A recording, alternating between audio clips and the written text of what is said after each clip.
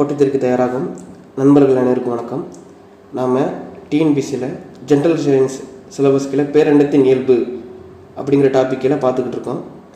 So 6th social science term 1 பேரண்டம் மற்றும் சூரிய குடும்பம் அதான் 6th புக்கில் இருக்குது. ஒன்லி ஸ்கூல் புக்கில் உள்ளது ஃபுல்லாக மட்டும்தான் நம்ம கவர் பண்ண போகிறோம். ஸோ பேரண்டத்தின் இயல்பு அப்படிங்கிற டாப்பிக்கில் ஸ்கூல் புக்கில் எங்கெங்கெல்லாம் இருக்குதோ அதை எல்லாமே நம்ம என்ன செய்ய போகிறோம், நடத்த போகிறோம். So 6th social science term 1 பேரண்டம் மற்றும் சூரிய குடும்பம் அந்த பாடத்தில் நேற்று லெக்சர் 1 சில இதை கம்ப்ளீட் பண்ணியிருக்கோம். ஸோ லெக்சர் 1 பார்க்காதவங்க பார்த்துட்டு வாங்க. இன்றைக்கி லெக்சர் 2. ஸோ சூரிய குடும்பம் அப்படிங்கிற டாப்பிக்லேருந்து நம்ம என்ன செய்ய போகிறோம், கண்டினியூ பண்ண போகிறோம். ஓகே கேஸ், நம்ம சூரிய குடும்பத்தில் பார்த்திங்கன்னா 8 கோள்கள் இருக்குது. நம்ம ஸ்கூல் படிக்கும்போது முன்னாடி, அதாவது 90s கிட்ஸ்லாம் தெரியும், 9 கோள்கள் அப்படின்னு சொல்லி படிச்சிருப்போம். இப்போ கரண்டாக எத்தனை கோள்கள் அப்படின்னா 8 கோள்கள். ஏன் அப்படின்னா அந்த ப்ளூட்டோ அப்படிங்கிற ஒரு கோள் குறுங்கோள்களில் சேர்த்துட்டாங்க. குறுங்கோள்கள் சேர்த்தனால இப்போ நம்ம சூரிய குடும்பத்தில் எத்தனை கோள்கள் அப்படின்னு பார்த்தீங்கன்னா 8 கோள்கள். ஸோ 8 கோள்கள், சூரியன் எல்லாத்தையும் பற்றி நம்ம என்ன செய்ய போகிறோம், வரிசையாக பார்க்க போகிறோம். முதல்ல என்னென்னா சூரியனுக்குரிய ஃபேக்ட்ஸ். ஓகே, சூரியனை பற்றி பார்க்குறோம். 99.8% மொத்த நிறை அப்படின்னு சொல்லியிருக்காங்க. அதாவது நம்ம சூரிய குடும்பத்தில் பார்த்திங்கன்னா சூரியன், அதை சுற்றி என்னென்னலாம் இருக்குது அப்படின்னா புதன், பூமி, இந்த மாதிரி எல்லா கோள்களும் சூரியனை சுற்றி வருது. இதான் என்னது சூரியன். அப்போ மொத்த நிறை அப்படின்னா என்ன அர்த்தம்னா அளவு. அப்போ இருக்கிறதுலே இந்த சூரிய குடும்பத்திலேயே சூரியன்னா கிட்டத்தட்ட ஒரு 99% இருக்குது. அவ்வளோ பெருசு. மீதி எல்லா கோள்களும் ரொம்ப சின்னதுன்னு அர்த்தம், இவ்வளோதான் இருக்கும், அவ்வளோதான். இதான் நம்முடைய சூரிய குடும்பம். அப்போ சூரிய குடும்பத்திலேயே 99.8% மொத்த நிறை எது கொண்டிருக்கு அப்படின்னா சூரியன். அப்போ கொஞ்சம் கற்பனை பண்ணி பாருங்க, சூரியன் அவ்வளோ பெருசு. அதான் முதல்ல சொல்லியிருக்காங்க, சூரிய குடும்பத்தின் மொத்த நிறையில் 99.8% எதுதான் இருக்குது அப்படின்னா சூரியன் தான் இருக்குது, அவ்வளோ பெருசு. அதுக்கப்புறம் எந்த ஒரு பொருளாக இருந்தாலும் அது ஏதாவது ஒரு அணுக்களால் தான் ஆகிருக்க முடியும். ஸோ இப்போ சூரியன் எந்த அணுக்களால் ஆனது அப்படின்னு பார்த்தீங்கன்னா ஹைட்ரஜன் மற்றும் ஹீலியம், இந்த 2 அணுக்களால் தான், ஹைட்ரஜன் மற்றும் ஹீலியம் இந்த 2 பொருளால் தான் சூரியன் ஆகிருக்குது. அதுக்கப்புறம் பார்த்தீங்கன்னா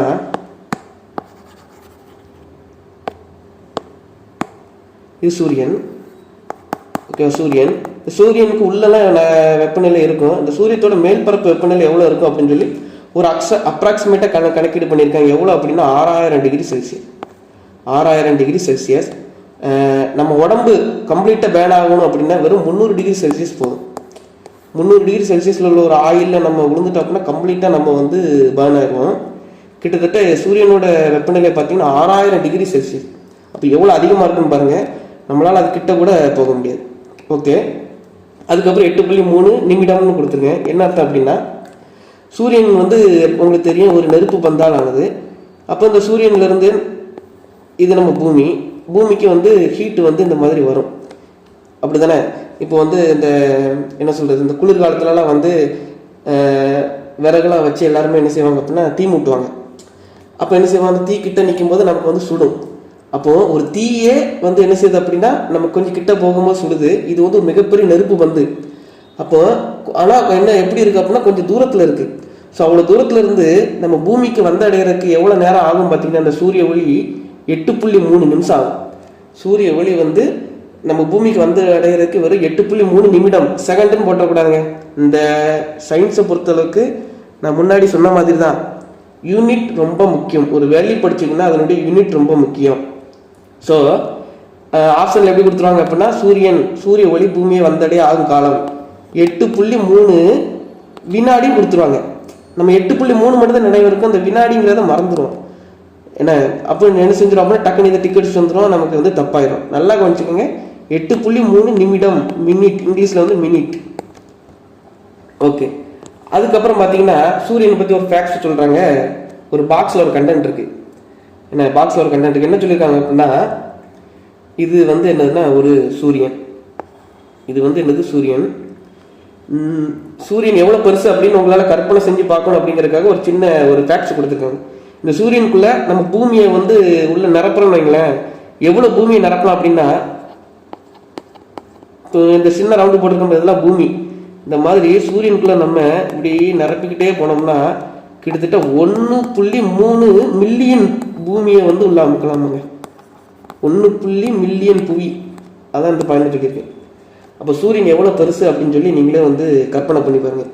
இந்த இடத்துல மில்லியன் அப்படிங்கிறது 10 லட்சம். அப்போ 1.3 10 லட்சம் போட்டோம்னா கிட்டத்தட்ட ஒரு 13 லட்சம் சொல்லலாமா. 13 லட்சம் பூமியை வந்து நம்ம சூரியனுக்குள்ள அடக்கலாம். பூமியே எவ்வளோ பெருசு. அப்போ அதில் 1 மில்லியன் பூமியை நம்ம உள்ளடக்கோம்னா சூரியன் எவ்வளோ பெருசு அப்படின்னு சொல்லி கற்பனை பண்ணி பார்த்துக்கோங்க. ஸோ அப்போ இதுதான் வந்து சூரியனோட ஃபேக்ட்ஸ். அப்போ சூரியன் ஃபேக்ட்ஸ் அப்படின்னு சொல்லும்போது என்னென்னலாம் ஒன்று கேட்கலாம் அப்படின்னா, சூரியனுடைய மொத்த நிறை மற்ற இதை மற்ற கோள்கள் கம்பேர் பண்ணும்போது எவ்வளோ இருக்குது அப்படின்னா 99.8% வந்து மொத்த நிறை வந்து சூரியன்ட்டு தான் இருக்குது. அதுக்கப்புறம் சூரியன் எந்த வாயுக்களால் உருவானது? ஹைட்ரஜன் மற்றும் ஹீலியம். இது ஒரு ஒன்று. அதுக்கப்புறம் பார்த்தீங்கன்னா சூரியனுடைய மேல்பரப்பு வெப்பநிலை எவ்வளோ? 6000 டிகிரி செல்சியஸ். அதுக்கப்புறம் சூரிய ஒளி பூமியை வந்தடைய ஆகும் நேரம் 8.3 நிமிடம். அப்புறம் ஒரு சின்ன ஃபேக்ட்ஸ், ஒரு சூரியனுக்குள்ளே எத்தனை பூமி அடக்க முடியும் அப்படின்னா 1.3 பில்லியன். மில்லியனுங்கிறத தெளிவாக பார்த்துக்கோங்க. ஆப்ஷனில் பில்லியன் அப்படின்னு சொல்லி கூட மாற்றி கொடுக்கலாம். ஸோ யூனிட் மறக்கக்கூடாது நம்ம சயின்ஸை பொறுத்தளவுக்கு. ஓகே கைஸ், சூரியனை பற்றி முடிஞ்சது. அடுத்து என்ன பார்க்க போகிறோம் அப்படின்னா கோள்கள். மற்ற 8 கோள்கள் சூரிய குடும்பத்தில் இருக்குதுன்னு பார்த்துருக்குறோம். இந்த 8 கோள்களையும் நம்ம என்ன செய்ய போகிறோம் அப்படின்னா வரிசையாக பார்க்க போகிறோம். பொதுவாக சூரியன் இருக்குது அப்படின்னா எல்லா கோள்களும் எப்படி சுற்றுதுன்னா கடிகாரத்துக்கு எதிர் திசையில் சுற்றுதாங்க. கடிகாரத்துக்கு எதிர் திசை இந்த மாதிரி இந்த டைரக்ஷனில் சுற்றுது. அதாவது என்ன சொல்கிறாங்க அப்படின்னா மேற்கிலிருந்து கிழக்காக சுற்றி வருது. North, south, east, west. அப்போ மேற்கிலேருந்து கிழக்கான இப்படி அர்த்தம். இந்த அர்த்தம் மேற்கிலேருந்து கிழக்காக சுற்றி வருது எல்லா கோள்களும். ஆனால் இந்த வெள்ளியும் யுரேனஸும் இருக்குது பார்த்தீங்களா, இது மட்டும் கடிகார திசையில் சுற்றுது. அதாவது இந்த டைரக்ஷன் கடிகார திசையில் சுற்றுது. ஸோ அப்போ வந்து இது ஒரு ஃபேக்ட். இதை வந்து கேட்க வாய்ப்பு இருக்குது. இந்த ஃபேக்ட்ஸ்லாம் வந்து சயின்ஸில் வந்து கேட்க வாய்ப்பு இருக்குது. அப்போது மொத்த சூரிய குடும்பத்தில் 8 கோள்கள் இருக்குது. 8 கோள்களையும் பற்றி நம்ம எல்லா ஃபேக்ட்ஸையும் தனித்தனியாக பார்க்க போகிறோம். அதுக்கப்புறம் எல்லா கோள்களும் வந்து கடிகார திசைக்கு எதிர் திசையில் சுற்றுது. ஆனால் இந்த வெள்ளியும் யுரேனஸ் இந்த 2 கோள்கள் மட்டும் என்ன செய்யுது அப்படின்னா கடிகார திசையிலே சுற்றிக்கிறது. அதுக்கப்புறம் ஒரு பாக்ஸில் ஒன்று கொடுத்துருக்காங்க தமிழ். அதாவது வேறு புக்கில் தமிழ் வந்துருச்சு அப்படின்னாலே கண்டிப்பாக தமிழில் வந்து 100% அது கேட்க வாய்ப்பு இருக்குது. அப்போது ஒரு லைன் கொடுத்துருக்காங்க, வாழ்நிற விசும்பின் கோல் மீன் சூழ்ந்த இளங்கதிர் ஞாயிறு அப்படின்னு சொல்லியிருக்காங்க. எந்த புக்கு அப்படின்னா சிறுபானாற்றுப்படை. என்ன அர்த்தம் அப்படின்னா வால் நட்சத்திரம், கோள்கள் இதெல்லாம் சூழ்ந்தது தான் வந்து சுற்றி வர்றதா ஞாயிறு சுற்றி இதுகெல்லாம் சுற்றி வருது அப்படின்னு சொல்லி ஒரு லைனில் வந்து சிறுபானாற்று படையிலே வந்து சொல்லியிருக்கிறாங்க. ஸோ அப்போ இந்த லைன் எங்கே இருக்குது அப்படின்னு சொல்லி கேட்பாங்க. ஸோ இது கேட்க வாய்ப்பு இருக்குது. இதை வந்து அண்டர்லைன் பண்ணி வச்சுக்கோங்க.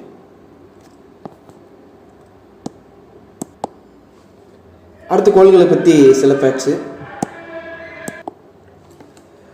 கோள்களை பற்றிய ஃபேக்ட்ஸ் பார்த்துக்கிட்டு இருக்கோம். இப்போ சூரியனுக்கு பக்கத்தில் உள்ள கோள் புதன், அதுக்கப்புறம் வெள்ளி, அதுக்கப்புறம் பூமி. இந்த 3 கோள்களையும் நம்ம என்ன சொல்கிறோம் அப்படின்னா உட்புற கோள்கள் அப்படின்னு நினைக்கிறோம். ஏன்னா சூரியனுக்கு வந்து மிக நெருக்கமாக இருக்குது. அல்லது இந்த 3 கோள்கள் இன்னொன்று சொல்லலாம் புவி நிகர் கோள்கள் அப்படின்னு கூட சொல்லலாம். ஏன்னா பூமிக்கு அருகில் இருக்கிறதுனால புவி நிகர் கோள்னு சொல்லலாம். அதே மாதிரி இந்த 3 கோள்களும் திடக்கோள்கள் என அழைக்கப்படுகின்றன. ஓகேவா, இது ஒரு ஃபேக்ட்ஸு. அதுக்கப்புறம் பூமிக்கு அப்புறம் என்ன இருக்குது அப்படின்னு பார்த்தீங்கன்னா வியாழன், சனி, யுரேனஸ், நெப்டியூன் இந்த மாதிரி சூரியனை சுற்றி வருது. இந்த கோள்களெல்லாம் என்ன சொல்கிறாங்க அப்படின்னா வெளிப்புற கோள்கள் அப்படின்னு நினைக்கிறாங்க. இந்த கோள்கள் இன்னொரு பேர்லேயே அழைக்கிறாங்க. என்ன அப்படின்னா வியாழன் நிகர் கோள்கள் அல்லது வளிமக்கோள்கள். வளிமக்கோள் அப்படின்னா முன்னாடி உள்ள இந்த கோள்கள் வந்து திடக்கோள்கள் அப்படின்னு பார்த்தா இதுக்கப்புறம் உள்ளது எல்லாமே வாயுக்கோள்கள், வளிக்கோள்கள் எல்லாமே வந்து எப்படினாலும் சொல்லிக்கலாம். அதுக்கப்புறம் பார்த்தீங்கன்னா செவ்வாய்க்கோளுக்கும் வியாழன்கோளுக்கும் இடையில நிறைய என்ன காணப்படுது அப்படின்னா குறுங்கோள்கள் காணப்படுகின்றன. குறுங்கோள்கள் ஓகேவா. இப்போ அண்டத்தில் வந்து நிறைய வான்பொருட்கள் வந்து இருக்கும். இப்போ கடவுளே வந்து இயற்கையாகவே அமைச்சது என்னதுன்னு பார்த்தீங்கன்னா இந்த செவ்வாய்க்கோளுக்கும் வியாழன்கோளுக்கும் இடையில வந்து இந்த மாதிரி இந்த குறுங்கோள் இருக்கிறது தான். இந்த மாதிரி ஏகப்பட்ட சின்ன சின்ன விண்கற்கள், அப்புறம் குறுங்கோள், இது எல்லாமே வந்து இந்த செவ்வாய்க்கோளுக்கு வியாழக்கோளுக்கு இடையில ஏகப்பட்டது கிடக்குது. அப்போ வெளியிலேருந்து சூரிய குடும்பத்துக்கு வெளியிலேருந்து ஏதாவது ஒரு கல் வந்துச்சு அப்படின்னா அது வந்து சூரியனை நோக்கி வரும். அப்போ சூரியனை நோக்கி வரும்போது இந்த இடத்துல புவி இருக்குது. இப்போ இந்த செவ்வாய்க்கோளுக்கு வியாழக்கோளுக்கு இடையில ஏகப்பட்ட சிறு கோள்கள் இருக்கிறதுனால அந்த வெளியிலேருந்து வரக்கூடிய விண்கல்ல இந்த சிறு கோள்களே தடுத்துறது, பூமி வந்து பாதுகாக்கப்படுது. என்ன, இது வந்து கடவுளே நமக்கு இயற்கையாக அமைச்சு கொடுத்தது. இப்போ இந்த செவ்வாய்க்கோளுக்கு வியாழக்கோளுக்கு இடையில நிறைய சிறு கோள்கள் இல்லை அப்படின்னு வச்சுக்கிட்டிங்கன்னு வைங்களேன், டைரெக்டாக இந்த வெளியிலேருந்து வரக்கூடிய கோள்கள் எல்லாமே வந்து பூமியை தாக்கிடும். ஸோ பூமிங்கிற ஒரு கிரகம் எல்லாமே போயிருக்கும். ஆனால் இந்த ரெண்டுக்கு இடையில இந்த குறுங்கோள்கள் இருக்கிறதுனால தான் பூமி வந்து சேவ் ஆகுது. ஸோ அப்போது இப்படி ஒரு ஒன்று கேட்பாங்க, எந்த இரு கோள்களுக்கு இடையே அதிகமான குறுங்கோள்கள் வான் பொருட்கள் காணப்படுகின்றன அப்படின்னு சொன்னீங்கன்னா செவ்வாய் அண்ட் வியாழன். இனிமேல் நம்ம 8 கோள்களையும் பற்றி 8 கோள்களுக்குரிய ஃபேக்ட்ஸு எல்லாமே வந்து டீட்டெயில்டாக பார்க்க போகிறோம். ஸோ முதல்ல நம்ம எந்த கோள்கள் பற்றி பார்க்க போகிறோம் அப்படின்னா புதன் பற்றி தெரியும். சூரியனுக்கு மிக அருகில் இருக்கும் கோள் புதன். அதேமாதிரி சூரிய குடும்பத்திலே மிகவும் சிறிய கோள் அப்படின்னு எதுன்னு கேட்டிங்கன்னா புதன் தான். முன்னாடி வந்து ப்ளூட்டோ இருந்துச்சு. இப்போ ப்ளூட்டோ வந்து சிறு கோள்கள் அப்படின்னு மாற்றுறதுனால சூரிய குடும்பத்தில் மிக சிறிய கோள் எதுன்னு கேட்டாங்கன்னா நீங்கள் புதன் தான் போடணும். அப்புறம் புதன் கோளுக்கு துணைக்கோள்கள் இல்லை. இந்த துணைக்கோள்கள் என்ன அர்த்தம் அப்படின்னா, இது சூரியனை சுற்றி கோள்கள் சுற்றி வருது. இந்த கோள்களை சுற்றியும் வந்து ஒரு சின்ன கோள் சுற்றி வரும், அதுதான் வந்து துணைக்கோள்கள் அப்படின்னு சொல்லுவாங்க. நட்சத்திரத்தை சுற்றி வந்துச்சுன்னா அது பேர் கோள்களை சுற்றி வந்தால் அது பேர் துணைக்கோள். ஸோ அப்போ புதன் கோளுக்கு துணைக்கோள் இருக்குதா அப்படின்னு பார்த்தோம்னா இல்லை. ஆனால் பூமிக்கு துணைக்கோள் இருக்கு. பூமிக்கு துணைக்கோள் என்னன்னு உங்க எல்லாத்துக்குமே தெரியும், நிலவு. ஓகேவா? அடுத்து நாம பார்க்க போகிற கோள் என்னன்னு பார்த்தீங்கன்னா வெள்ளி. ஸோ வெள்ளியை பார்த்தீங்கன்னா இந்த பூமியை வெள்ளியும் வந்து இரட்டைக்கோள்கள் அப்படின்னு அழைப்பாங்க. எந்த இரு கோள்கள் இரட்டைக்கோள்கள் என்ன அழைப்பாருன்னு கேட்டாங்கன்னா பூமி அண்ட் வெள்ளி. ஏன் அப்படின்னா கிட்டத்தட்ட பூமி வெள்ளி இது ரெண்டுமே வந்து கிட்டத்தட்ட சேம் சைஸில் தான் இருக்கும். அதே மாதிரி சூரியன் இருக்கக்கூடிய டிஸ்டன்ஸும் பார்த்தீங்கன்னா கிட்டத்தட்ட 2வது வெள்ளி அப்படின்னா 3வது பூமி, ரெண்டுமே கிட்டத்தட்ட சேம் டிஸ்டன்ஸில் இருக்கும். ஸோ எல்லா விதத்துலேயும் பூமியை ஒத்து போகிறதுனால இந்த பூமியையும் வெள்ளி என்ன சொல்லுவாங்க அப்படின்னா இரட்டைக்கோள்கள் அப்படின்னு சொல்லி அழைப்பாங்க. அதுக்கப்புறம் சுழலும் காலம் அதிகம், அதாவது 243 நாள் அப்படின்னு சொல்றாங்க. சுழலும் காலம் அப்படின்னா என்ன அர்த்தம் அப்படின்னா இது சூரியன், இது பூமி. இது வந்து என்ன அர்த்தம் அப்படின்னா சூரியனை சுற்றி வரும் காலம், அப்போ அது சுற்று காலம் அப்படிம்பாங்க. சுழலும் காலம் அப்படின்னா என்ன அர்த்தம் அப்படின்னா தன்னைத்தானே சுத்துறது. அப்போ நம்ம பூமியை பார்த்துக்கிட்டோம்னா பூமி வந்து தன்னைத்தானே சுற்றுறதுக்கு வெறும் 24 மணி நேரம் தான் ஆகும். 24 மணி நேரம். ஆனால் சூரிய குடும்பத்திலேயே ரொம்ப அதிகமாக தன்னைத்தானே சுற்றுறதுக்கு இந்த இடத்துல தன்னைத்தானே சுற்றுறதுக்கு ரொம்ப அதிக நேரம் எடுத்துக்கக்கூடிய கோள் எதுவும் பார்த்தீங்கன்னா வெள்ளி. கிட்டத்தட்ட 243 நாள் ஆகுது. பூமி வெறும் 24 மணி நேரத்தில் சுற்றிடுது. அப்போ ஒரு இரவு பகல் நடைபெறணும், வெள்ளிக்கோள்கள் நடைபெறணும் அப்படின்னா 243 நாள் நம்ம வந்து வெயிட் பண்ணியிருக்கணும். இப்போ 243 நாள் பகல்ல இருக்கும், திரும்ப அடுத்த 243 நாள் இரவுல இருக்கும், அந்த மாதிரி அர்த்தம். ஸோ அப்போ தன்னைத்தானே சுற்றுறதுக்கு அதிகமான நேரம் எடுத்துக்கக்கூடிய கோள் எதுவும் பார்த்தீங்கன்னா வெள்ளி, 243 நாள். அதுக்கப்புறம் முன்னாடி சொன்னதுதான் எல்லா கோள்களும் கடிகாரத்துக்கு எதிர் திசையில சுழலும். ஆனால் வெள்ளி மட்டும்தான் கடிகார சுற்றில சுழலும், அதாவது கிழக்கிலிருந்து மேற்காக.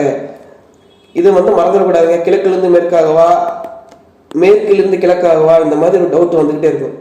ஈஸ்ட் டு வெஸ்ட், இந்த இருக்கு ஈஸ்ட்லேருந்து அப்படியே ஆரம்பிச்சு வெஸ்ட் இப்படி போட்டோம்னா இது கடிகார திசை. நார்த்து சவுத்து ஈஸ்ட்டு வெஸ்ட்டு, அதாவது மேற்கிலேருந்து கிழக்காக அப்படின்னா வெஸ்ட்லேருந்து ஆரம்பிச்சு அப்படி ஈஸ்ட் இப்படி போட்டோம்னா அது வந்து கடிகார எதிர் திசை. ஸோ இப்போ வெள்ளி எப்படி சுற்றுது அப்படின்னா கடிகார திசை கிழக்கிலிருந்து மேற்காக.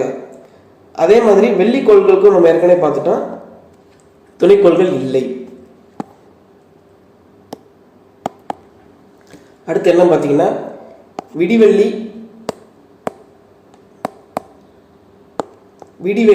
அந்திவெள்ளி அப்படின்னு அழைக்கக்கூடிய கோள் எது அப்படின்னு கேட்பாங்க. ஸோ புக்கில் வந்து விடிவெள்ளி அந்திவெள்ளி அப்படின்னு சொல்லி தமிழ் புக்கில் கொடுத்துருக்காங்க, தமிழ் மீடியம் புக்கில். பட் ஆனால் விடி வெள்ளி அப்படின்னு சொன்னால் நீங்கள் வெள்ளின்னு சொல்லி ஈஸியாக போடுறீங்க அப்படிங்கிறதுக்காக உங்களுக்கு டிஎன்பிஎஸ்சியில் எப்படி கேட்க வாய்ப்பு இருக்குன்னா மார்னிங் ஸ்டார் ஈவினிங் ஸ்டார். அப்போது மார்னிங் ஸ்டார் மற்றும் ஈவினிங் ஸ்டார் என அழைக்கப்படக்கூடிய கோள் எது அப்படின்னு சொல்லி கேட்பாங்க. அப்போ ஆன்சர் வந்து வெள்ளி. ஆனால் தமிழ் மீடியம் புக்கில் எப்படி இருக்குது அப்படின்னா வெறும் விடி வெள்ளி அந்தி வெள்ளின்னு தான் இருக்கும். இப்போ விடி வெள்ளி அந்தி வெள்ளி அப்படிங்கும்போது நீங்கள் ஆப்ஷனில் அந்த கொஸ்டின்லேருந்து ஈஸியாக நீங்கள் ஆன்சர் எடுத்துருவீங்க அப்படிங்கிறக்காக டிஎன்பிஎஸ்சிக்கார கொஞ்சம் தமிழ் கொஸ்டின்ல என்ன செஞ்சிடும் அப்படின்னா மார்னிங் ஸ்டார் ஈவினிங் ஸ்டார்னு சொல்லி கொடுத்துருவாங்க. ஸோ அதனால் மார்னிங் ஸ்டார் ஈவினிங் ஸ்டார் இப்படின்னு அழைக்கப்படக்கூடிய கோள் எது அப்படின்னு கேட்டிங்கன்னா வெள்ளி அப்படின்னு போட்டுருங்க. ஏன் அப்படி அழைக்கிறோம் அப்படின்னா நம்ம பூமி இருக்குது அப்படின்னா காலையிலே நம்ம முதல்ல பார்க்கும்போது நம்ம கண்ணுக்கு பிரகாசமாக ஒரு கோள் தெரியும், அது வெள்ளி. அதே மாதிரி நைட்டு பார்க்கும்போது ஒரு கோள் பிரகாசமாக தெரியும், அதுவும் வெள்ளி தான். ஸோ இப்போ காலையிலும் மாலையிலும் நம்ம பார்க்கும்போது நமக்கு கண்ணுக்கு வந்து பிரகாசமாக தெரியுதா, அதனால தான் இதை வந்து என்ன சொல்கிறாங்க அப்படின்னா morning star and evening star அப்படின்னு சொல்கிறாங்க. அதுக்கப்புறம் வெள்ளியில இன்னொரு முக்கியமான ஃபேக்ட் ஒன்று இருக்குது. சூரிய குடும்பத்திலேயே மிகவும் வெப்பமான கோள் இருக்கிறதுல மிகவும் வெப்பமான கோள் எதுவும் பார்த்தீங்கன்னா அது வெள்ளி. புதன் போற்றக்கூடாது. மிகவும் வெப்பமான கோள் எதுவும் பார்த்தீங்கன்னா வெள்ளி. எக்காரணம் கொண்டு புதன் போட்டுறாதீங்க. ஏன் அப்படின்னா புதன் தான் சூரியன் பக்கத்தில் இருக்குது. ஸோ அதனால தான் வந்து அதிகமாக வெப்பமாக இருக்கும் அப்படின்னு சொல்லி நமக்கு ஒரு கற்பனை வரும். அப்படி கிடையாது. இருக்கிறதுலே அதிகமாக வெப்பமாக இருக்கிற கோள் எதுவும் பார்த்தீங்கன்னா அது வந்து வெள்ளி. ஸோ இப்போ வெள்ளி கோள்களை பற்றி முடிஞ்சது. அடுத்து பூமியை பற்றி பார்த்துட்டு இந்த வீடியோ நம்ம க்ளோஸ் பண்ணிடலாம். நெக்ஸ்ட் நம்ம பார்க்கக்கூடிய கோள் எதுவும் பார்த்தீங்கன்னா பூமி. ஸோ பூமியை பற்றி என்ன கேட்டாலும் அதை வந்து மனப்பாடம் பண்ணிக்கணும். ஏன் அப்படின்னா பேரண்டத்தின் இயல்பு அதில் வந்து எல்லா கோள்களையும் பற்றி படிப்போம். இன்னொன்று பிசிக்கல் ஜியாகிரபி ஆஃப் எர்த் அப்படின்னு சொல்லி ஒரு சிலபஸ் வந்து ஜியாகிரபியில் இருக்குது. ஸோ அப்போ நம்ம பூமியை பற்றி எந்த ஒரு ஃபேக்ட்ஸ் இருந்தாலும் அது அந்த டாப்பிக்கும் அது கவர் ஆகும். ஸோ பூமியை பற்றி எந்த ஒரு வேல்யூ இருந்தாலும் ஃபஸ்ட்டு மனப்பாடம் பண்ணிடுங்க. முதல்ல என்ன கொடுத்துருக்காங்க அப்படின்னா சூரிய குடும்பத்திலே மிக பெரிய கோள் அப்படின்னா அது வியாழன். ஆனால் 5ஆவதா மிகப்பெரிய கோள் எது அப்படின்னு பார்த்தோன்னா பூமி. ஸோ அப்போ இந்த இதை அப்படி மனப்பாடம் பண்ணிங்க 5ஆவது மிகப்பெரிய கோள் அப்படின்ட்டு. அதுக்கப்புறம் நீலக்கோள் நீர்க்கோள் இப்படி அழைக்கப்படக்கூடிய கோள் எதுன்னு கேட்டோம்னா அது பூமி. இது ஏன் அப்படின்னு உங்களுக்கே தெரியும். ஏன்னா பூமிக்கு உள்ள வந்து என்னது இருக்குது, நீர் இருக்குது. ஸோ நீர் இருக்கிறதுனால நம்ம வெளியிலேருந்து பார்க்குறோம் அப்படின்னா அது வந்து நீல நிறத்தை தெரியும். அதனால் இது நீலக்கோள் அப்படின்னு நினைக்கிறாங்க. நீர் இருக்கிறதுனால நீர்க்கோள் அப்படின்னு நினைக்கிறாங்க. அதுக்கப்புறம் வந்து ஒரு ஃபேக்ட் கொடுத்துருக்காங்க. பூமியோட துருவ விட்டம் நிலநடுக்கோட்டு விட்டம் அப்படின்னு சொல்லி. ஸோ துருவ விட்டத்துக்கும் நிலநடுக்கோட்டு விட்டத்துக்கும் வித்தியாசம் இருக்குது. இப்போ இது பூமி அப்படின்னு வச்சுக்கிட்டிங்கன்னா விட்டம் அப்படிங்கிற டயாமீட்ரு இந்த இருக்குது பார்த்தீங்களா, இந்த டிஸ்டன்ஸு அதாவது நார்த்லேருந்து சவுத் அளக்கிறோம்ல இதுதான் வந்து துருவ விட்டம். இது வந்து என்ன விட்டம் அப்படின்னா துருவ விட்டம். அதே மாதிரி இது பூமி. இந்த மாதிரி ஹரிசாண்டலா ஈஸ்ட் டு வெஸ்ட் அளக்கிறோம் பார்த்தீங்களா, இது வந்து என்னது அப்படின்னா நிலநடுக்கோட்டு விட்டம். நிலநடுக்கோட்டு விட்டம். ஸோ ரெண்டு வந்து கன்ஃபியூஸ் பண்ணிடக்கூடாது. ஸோ இப்போ துருவ விட்டத்தோட லென்த் அப்படின்னு பார்த்தீங்கன்னா 12,714 கிலோமீட்டர். 12,714 கிலோமீட்டர். நிலநடுக்கோட்டு விட்டம் எவ்வளோ பார்த்தீங்கன்னா 12,756. ஸோ அப்போ துருவ விட்டத்தோட நிலநடுக்கோட்டு விட்டம் வந்து அதிகமாக இருக்குது. அப்போ பூமியோட ஷேப் எந்த மாதிரி இருக்குது அப்படின்னா கிட்டத்தட்ட வந்து இந்த மாதிரி இருக்கும். இது வந்து அதிகமாக இருக்கும். இந்த நிலநடுக்கோட்டம் வந்து கொஞ்சம் கம்மியாக இருக்கும். ஓகேவா? ஸோ அப்போ இந்த ரெண்டையும் வந்து என்ன செஞ்சிடக்கூடாது, கன்ஃபியூஸ் பண்ணிடக்கூடாது. அதுக்கப்புறம் அவங்க சொல்லியிருக்காங்க இது பூமி. இது வந்து என்னது பூமி, இது சூரியன். இந்த பூமி வந்து சூரியனை வந்து என்ன செய்யணும் அப்படின்னா இப்படி சுற்றி வரணும். ஸோ அப்போ பூமி வந்து சூரியனை எவ்வளோ வேகத்தில் சுற்றுது அப்படின்னா 30 கிலோமீட்டர் பெர் செகண்ட். அவர் கிடையாது, பெர் செகண்ட். அதாவது ஒரு வினாடிக்கு 30 கிலோமீட்டர் பெர் செகண்டில் வந்து சுற்றுது. அப்போ என்ன அர்த்தம் அப்படின்னா கையில் ஒரு தடவை சொடக்கூட்டிங்க அப்படின்னா 30 கிலோமீட்டர் போயிடும் பூமி இப்படி ஒரு சொடக்கில். அப்போ பூமி வந்து எவ்வளோ வேகத்தில் சூரியனை சுற்றுது அப்படின்னு பாருங்கள். பூமி வந்து சூரியனை சுற்றிக்கிட்டே இருக்குது. ஆனால் நமக்கு வந்து என்ன ஆகலை, ஒரு ஷேக்கிங்கோ எதுவுமே ஆகலை. நம்ம வந்து சுற்றுற மாதிரியே ஃபீல் பண்ணலை. ஒரு இடத்துல நிலையா நிற்கிற மாதிரி நினச்சிக்கிட்டு இருக்கோம். ஆனால் உண்மை ரியாலிட்டி அப்படி கிடையாது. ரியாலிட்டியில் பார்த்தீங்கன்னா பூமி வந்து 30 கிலோமீட்டர் பெர் செகண்டில் வந்து சூரியனை சுற்றுது. ஓகேவா? அதுக்கப்புறம் பார்த்தீங்கன்னா பூமிக்கு ஒரு துணைக்கோள் இருக்குது. துணைக்கோள்னு என்னென்னு ஆல்ரெடி சொல்லியிருக்கேன். கோள்களை சுற்றினா அது ஒரு துணைக்கோள். அப்போ பூமிக்கு இருக்கக்கூடிய துணைக்கோள் எது அப்படின்னு பார்த்தீங்கன்னா நிலவு. அதுக்கப்புறம் ஃபேக்ட் கொடுத்துருக்காங்க. சூரியனுக்கும் பூமிக்கும் இடையில் உள்ள டிஸ்டன்ஸ் எவ்வளோ அதாவது தொலைவு எவ்வளோ கொடுத்துருக்காங்க, 150 மில்லியன் கிலோமீட்டர். 150 million kilometre. இந்த இடத்துல ரொம்ப கவனமாக இருக்கணும். இது சூரியன், இது பூமி. இந்த ரெண்டுக்குள்ள டிஸ்டன்ஸ் எவ்வளோ அப்படின்னா 150 மில்லியன் கிலோமீட்டர். நமக்கு ஆப்ஷனில் ஏ 150 கிலோமீட்டர், ஆப்ஷன் சியில் தான் 150 மில்லியன் கிலோமீட்டர் அப்படின்னு சொல்லி கொடுப்பாங்க. நாம் இந்த ஒன் வேர்டை படிச்சுட்டு போயிடுவோம், நல்லா தரவு பண்ணிட்டு போயிடுவோம். என்ன படிப்போம்? சூரியனுக்கு பூமிக்கும் இடையில் உள்ள தொலைவு எவ்வளோ? நமக்கு என்ன ஞாபகம் இருக்கும் அப்படின்னா அந்த 150 மட்டும்தான் ஞாபகம் இருக்கும். அந்த யூனிட் வந்து மறந்துடும். சயின்ஸை பொறுத்தளவுக்கு யூனிட் அப்படிங்கிறத ரொம்ப முக்கியம்.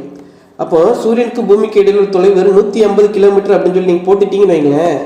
150 கிலோமீட்டருங்கிறது எவ்வளோ தூரம் அப்படின்னா வெறும் தூத்துக்குடியிலிருந்து மதுரை வரைக்கும் உள்ள டிஸ்டன்ஸ் தான் 150 கிலோமீட்டர். அப்போ சூரியனும் பூமியோட பக்கத்தில் இருந்துச்சுன்னா நம்ம என்ன ஆகும்? நம்மளால உயிர் வாழவே முடியாது. ஸோ அதனால் அந்த ஆன்சர் போடும்போது, ஒரு வேல்யூ கொடுத்து ஆன்சர் போடும்போது கொஞ்சம் அந்த யூனிட்டை கவனமாக போடுங்க. அவசரப்பட்டு இதை வந்து என்ன செஞ்சுறாங்க, டிக் அடிச்சுறாங்க. 150 million kilometre. ஓகேவா? அதை கொஞ்சம் கவனமாக இருங்க. அதுக்கப்புறம் பார்த்தீங்கன்னா அந்த பாக்ஸுக்குள்ளே ஒரு இன்னொரு ஃபேக்ட் சொல்லியிருக்காங்க. சூரியனுக்கு பூமிக்கு இடையில் உள்ள கிலோமீட்டர் எவ்வளோ பார்த்துருக்கோம் அப்படின்னா 150 மில்லியன் கிலோமீட்டர். நம்ம பூமியிலேருந்து ஒரு கார் எடுக்கிறோம். என்ன கார் எடுக்கிறோம்? பொதுவாக நம்ம கார் நார்மலாக எவ்வளோ போகும் அப்படின்னா ஒரு 120 km/h போகும். நம்ம ஒரு மதுரைக்கு போகிறோம், தூத்துக்குடிலேருந்து மதுரைக்கு போகிறோம், ஒரு பைபாஸ் ரோட்டில் போய்கிட்டு இருக்கோம் அப்படின்னா ஒரு 120 km/h போகும். இப்போ என்ன செய்யறோம் அப்படின்னா ஒரு கார் டிசைன் பண்ணுறோம், ஒரு 800 km/h. அப்போ நீங்கள் வந்து ஜஸ்ட்டு கற்பனை பண்ணிக்கோங்க எவ்வளோ ஸ்பீடில் போகும் அப்படின்ட்டு. இந்த கார் வந்து பூமியிலேருந்து சூரியனுக்கு போகணும்னா எவ்வளோ நாள் ஆகும் அப்படின்னா கிட்டத்தட்ட 21 வருஷம் ஆகுமாங்க.